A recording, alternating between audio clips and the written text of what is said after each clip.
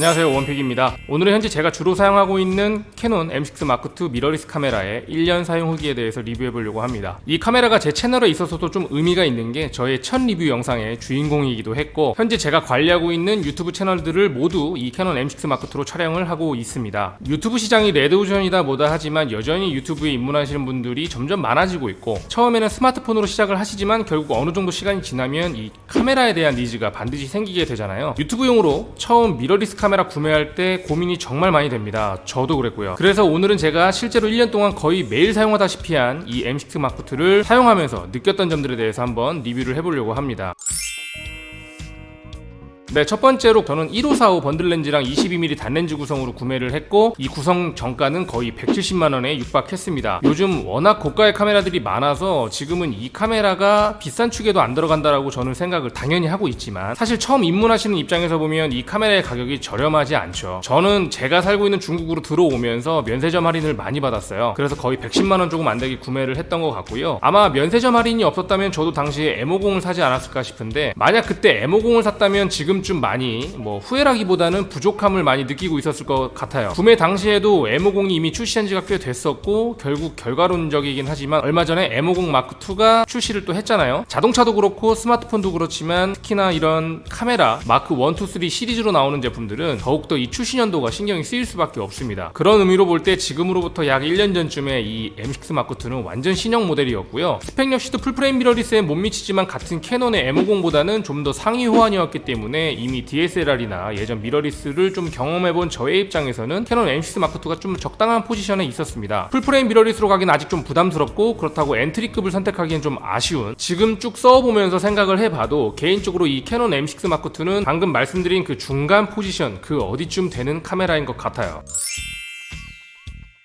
외관에 있어서는 가장 눈에 띄기도 하고 구매할 때 좀 중요한 포인트이기도 한데, 1년 정도 쓰니까 습관이 돼서 사실 지금은 그렇게 불편하진 않아요. 액세서리들도 보완을 많이 했고요. 근데 가끔 제 구형 캐논 DSLR을 사용하거나 여러가지 촬영 세팅을 하다 보면 스위블이 더 편하겠구나, 스위블 액정이었으면 좀 더 좋았을 텐데, 이런 생각이 솔직히 많이 듭니다. 제가 제품 리뷰를 많이 하다 보니까 특히 이런 항공샷, 수직 직구감 촬영을 할 때 보통은 거치대에 물려서 쓰기는 하지만 부득이하게 핸드헬드로 촬영할 때가 있게 되거든요. 이때 이 틸트 액정의 화각이 상당히 제한적이라는 게 최근 들어 좀 아쉽더라고요. 제가 스위블을 또 안 써본 게 아니기 때문에 더 그렇게 느껴지기도 합니다. 정말 나는 사진만 찍고 영상도 그냥 내장 마이크로만 수음한다 하시면 상관이 없겠지만, 아주 간단한 액세서리 하나를 장착하려고만 해도 당장 상단 하슈에는 뭘 거치할 생각을 잘 못하게 되니까 액세서리 장착에 있어서 기본적으로 옵션 하나가 사라지는 꼴이 되는 거예요. 그래서 정말 이것저것 소소한 액세서리들을 많이 사봤는데, 이런 확장 플레이트나 리그들, 케이지 등을 구매할 수밖에 없게 됩니다. 혹시 M6 마크2 구매하시려는 분들은 소소하더라도 이런 추가 지출이 반드시 있다라는 걸 염두하시고 구매를 하셨으면 좋겠어요. 말 나온 김에 함께 이야기를 해보면, 저는 현재 유유리그의 케이지를 주로 사용하고 있습니다. 다수의 8분의 3, 4분의 1인치 홀과 콜드슈가 있어서 확장성이 정말 좋습니다. 막상 촬영을 쭉 해보니까 카메라로 촬영을 한다라는 건 어느 정도 추가 액세서리나 촬영 세팅이 수반되게 되어 있고, 짐도 점점 많아집니다. 그렇기 때문에 처음 캐논 M6 마크2를 구매할 때 이 컴팩트한 사이즈 때문에 선택한 것도 굉장히 컸는데, 결국은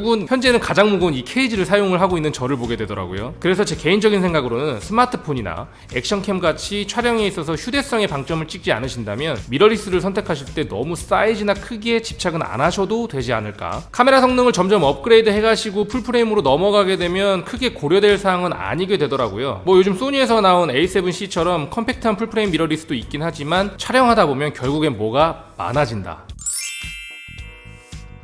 네, 그 다음은 외관에 있어서 이 다이얼 버튼에 대한 이야기인데요. 모드 다이얼을 제외하고도 다이얼이 3개나 있는 건 굉장히 만족스러웠습니다. 생각보다 촬영을 할 때 버튼을 눌러가면서 디지털로 세팅하기보다 이런 물리조작 다이얼 통해서 직관적으로 빠르게 세팅값을 변경해주게 되더라고요. 확실히 엔트리급보다는 사용 조작성이 있어서 좀 더 편리했고요. 저는 여기 커스텀 1, 2에 제가 자주 사용하는 기능들을 넣어서 사용하고 있고, 여기 보시면 모드 다이얼에서 영상 모드와 사진 모드가 좀 멀게 배치가 되어 있습니다. 그래서 바로 옆에 붙어있는 있는 C1, C2에 설정을 해놓으니까 편하더라고요. 그리고 듀얼 펑션 버튼과 이 엄지에 걸리는 다이얼에서 여러가지 세팅값 변경이 가능해서 저는 다다익 다이얼 너무 좋았습니다. 또 모든 버튼들이 오른손에서 해결이 다 되는 것도 참 괜찮은 게 뭐 카메라 기능들이 더 좋아지고 성능이 향상되면 카메라 부품 배치하면서 내부 구조적으로 버튼들이 뭐 왼쪽으로 한두 개씩 빠질 때도 있고 그럴 텐데 M6 마크2 같이 이런 컴팩트한 카메라에서는 차라리 한쪽에 다 몰려 있는 게 저는 조작 편의성이 있어서는 좀 더 좋다라고 말씀을 드리고 싶네요. 그리고 외관에서 좀 아쉬운 건 뷰파인더가 없다라는 점인데 뭐 없다기보다 추가 구매를 해야 한다라는 점입니다. 저는 구매를 하지 않았는데 초반에는 적응이 좀 안 돼서 사진 촬영할 때 가끔 습관적으로 눈을 가져다 대는 그런 일도 있었어요. 뷰파인더는 본인의 촬영 환경에 맞춰서 판단을 해보시면 될 것 같지만 개인적으로 구매에 그렇게 크게 영향을 미치는 요소는 아닌 것 같다 생각합니다. 영상에 주로 사용하신다면.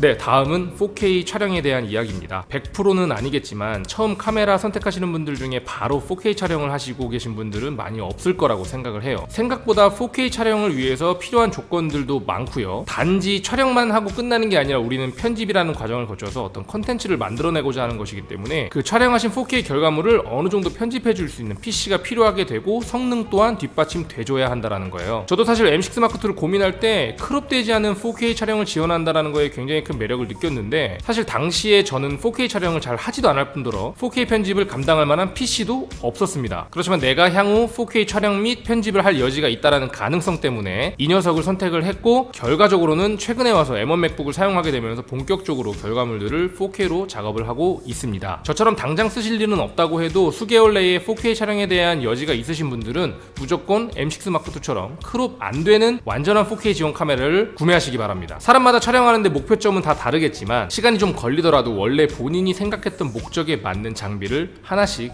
빌드업 해나가는 게 나중에 가서 이중으로 돈 깨질 일을 막을 수 있다라고 저는 생각을 하거든요. 만약 당시에 제가 엔트리크 카메라를 구매했다면 지금처럼 이 좋은 PC를 가지게 됐더라도 카메라 쪽에서 또 핀트가 나갔겠죠.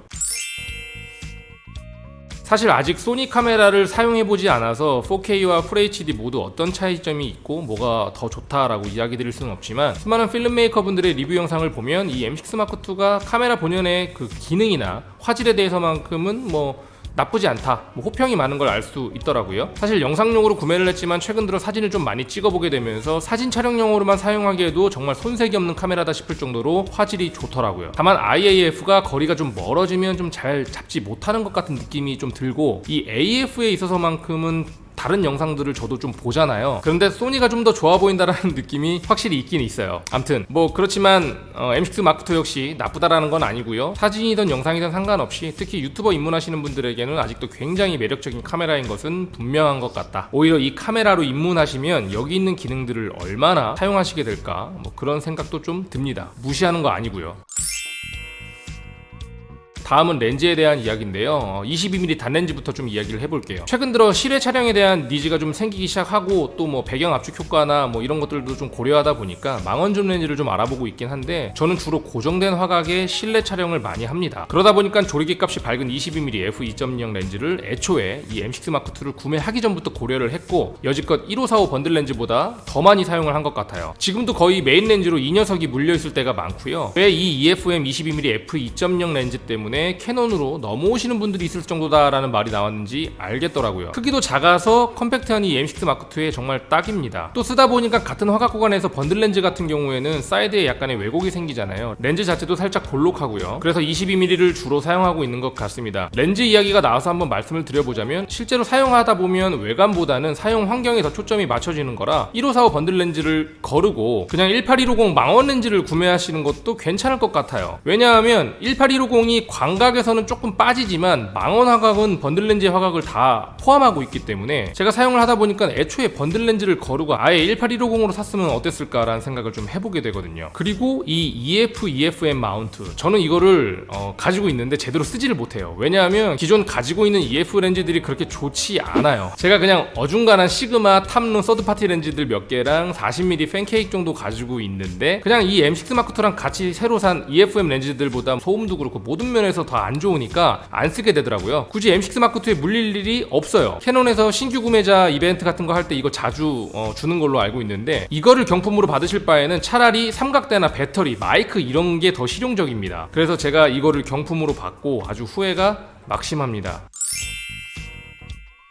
네, 오늘 조금 길었던 영상이고 제가 뭐 말로만 털어서 어떻게 체감이 되셨는지는 모르겠는데요. 생각보다 M6 마크2 사용 후기나 리뷰가 없더라고요. 확실히 미러리스 쪽에서 소니 카메라들이 많고 또 1년 사이에 많은 모델들이 쏟아져 나왔잖아요. 캐논 M6 마크2가 구매 옵션에서 많이 제외되는 것 같은 느낌이 좀 드는데 사용자 입장에서는 아직도 굉장히 만족스러운 카메라다라고 말씀드리고 싶습니다. 네, 오늘 영상 캐논 M6 마크2 구매를 고려하고 계신 분들에게 도움이 되었으면 좋겠습니다. 봐주셔서 감사하고요. 저는 또 다른 영상으로 찾아뵙도록 하겠습니다. 감사합니다. 원픽이었습니다.